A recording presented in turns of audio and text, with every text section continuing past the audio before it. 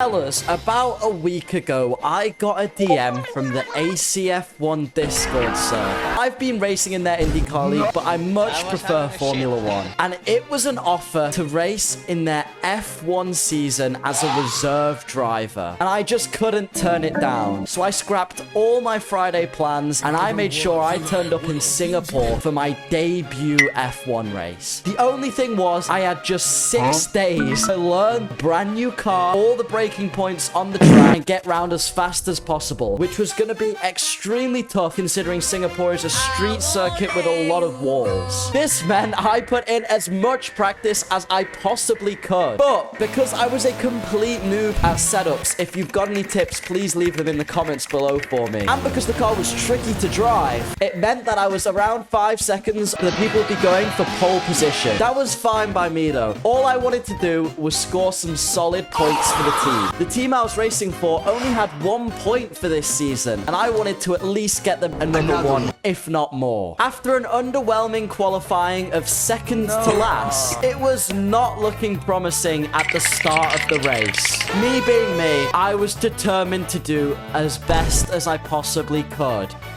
So we lined up, and as always, it was lights out and away we go. Turn 1 was surprisingly not a shit show. All the time you have to leave a place. But lap 1 could not go without an incident.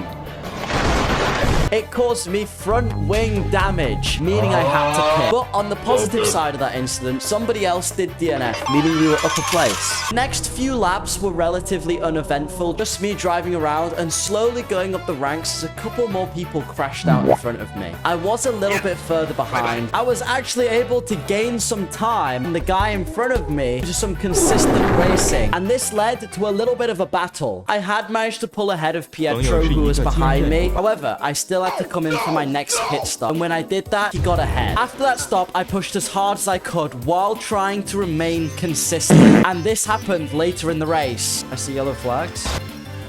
That's him. Kimmy, what happened? I spun. Go past them. Evidently, that consistent driving paid off because I was able to build a gap between me and Pietro as he just made a couple small mistakes each time. This was helped out by another DNF in front of me, and I was up into 9, which would double the team's points. So my job was to nurse the tires and bring the car home without making any major mistakes. Pietro, being on the softer tyre compound, was lapping faster than me. And when the checkered flag got waved, we finished in P9! P9!